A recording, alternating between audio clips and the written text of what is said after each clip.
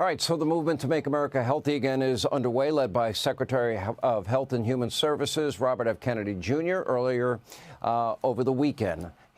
Today he met with leaders of America's largest food companies, which might have been a little bit awkward considering Secretary Kennedy is encouraging them, has been outspoken in terms of highly processed foods and ingredients that are allowed in them. Some companies are already taking steps on their own to move towards healthier options. Now, if you haven't been to Steak and Shake, you got to go. I had 2 double burgers, and they were phenomenal. Their fries were phenomenal. Now, they recently announced that they will be frying their French fries in beef tallow rather than seed oils. So I caught up with the secretary at one of the Florida locations of Steak and Shake for a wide-ranging interview. Let's play part 1. Thank you so much for doing this. We really appreciate it. Before you got here, I already had a burger, so I'm having I'm breaking my diet. I am pretty much full-on keto. I eat basically meat and eggs. I made an exception today. I had it on a bun, and I really enjoyed it, actually, and it was really good. Explain the difference between seed oil and tallow and why this is a big deal. Why they said we are going to RFK Steak and Shake. Processed foods and seed oil is one of the components of processed foods, and that is, all the science indicates that ultra-processed foods are the principal culprit in this extraordinary explosion, the epidemic we have of chronic disease. When my uncle was president, 3% of Americans had chronic disease. Today, 60% do. We have 66% of adults are diabetic or pre-diabetic, 38% of teens. When you and I were kids, Sean, the average pediatrician would see 1 case of juvenile diabetes in his lifetime over a 40 or 50-year career. Today, 1 out of every 3 kids who walks through his office door is diabetic or pre-diabetic. Diabetes and other mitochondrial diseases are now costing America more than our military budget. We spend 2 to 3 times on healthcare what other countries do, and we have the worst outcomes. And we have the best medical system in the world. We are poisoning ourselves, and it's coming from principally these ultra-processed foods. And what we're trying to do, and this President Trump wants us to have radical transparency and to incentivize companies like this one to switch to traditional ingredients like beef tallow. Oh, by the way, here you go. If you want to just take the red basket, I'll take those trays back for you. Okay? Oh, okay. Is that? This is you, Sean. Oh, this is me? Okay, thank you. And Secretary, this is for you. All right, gentlemen. Enjoy. Thank you. You didn't forget my Coke, did you? Huh? Get your Coke? I got you, buddy. Miss Small with the little ice. Okay. But I'm not going to drink it all because he's going to yell at me. I'm only kidding. And Steak and Shake just switched out, and people are raving about these French fries. You taste them. They're I taste amazing. them. They really are. I'm not. This is not. When I was a kid and I travel in Europe, Europe is great. Always had great food. The French fries were always a disappointment because we had the best French fries here. They had pommes frites over there, and they just didn't taste right. Today, the best French fries in the world are in Europe. I order them every time I go to Belgium or France or any place else. And the French fries here just don't taste right. And you taste these, it's a completely different experience, and the customers are raving about it. Other companies, Steak and Shake has been great. We're very grateful for them for RFKing the French fries. They turned me into a verb. But also Popeyes. By the way, a plastic straw. Thank you.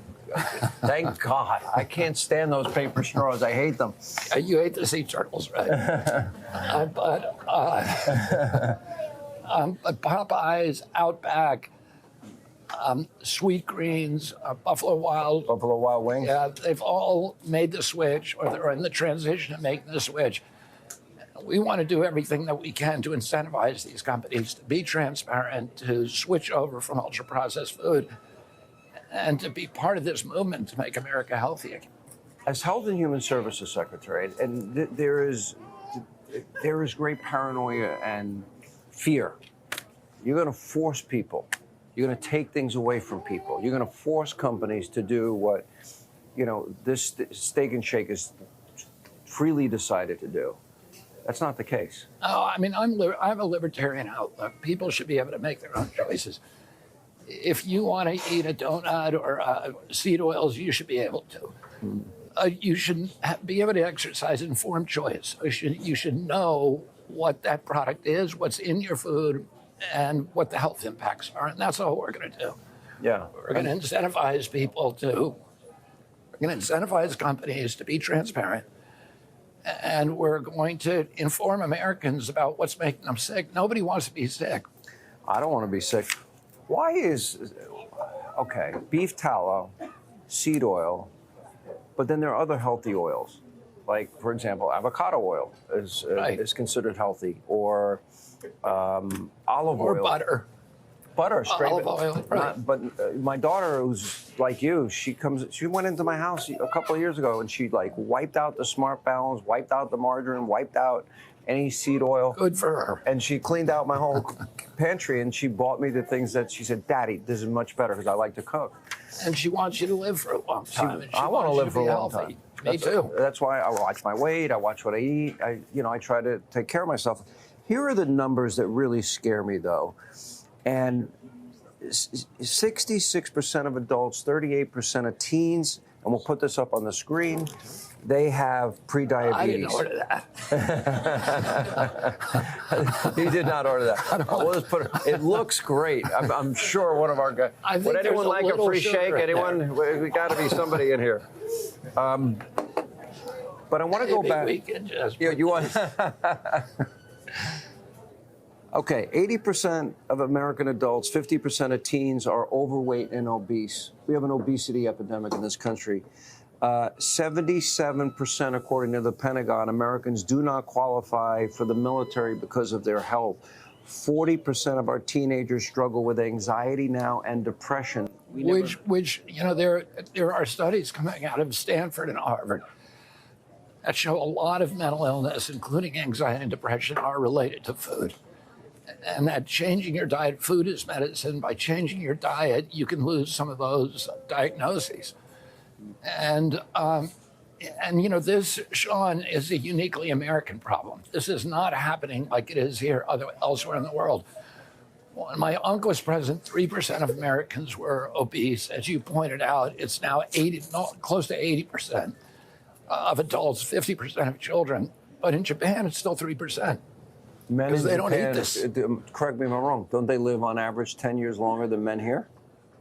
Yeah, and this generation of our kids is the first generation in 200 years that is going to have a shorter lifespan than their parents. Scary. So we are letting down these kids, and there's a moral issue here, and we need to start grappling with it because it's a moral issue, it's a financial issue. The healthcare costs are going to sink us. And the only way that we're going to solve it is by changing what we eat.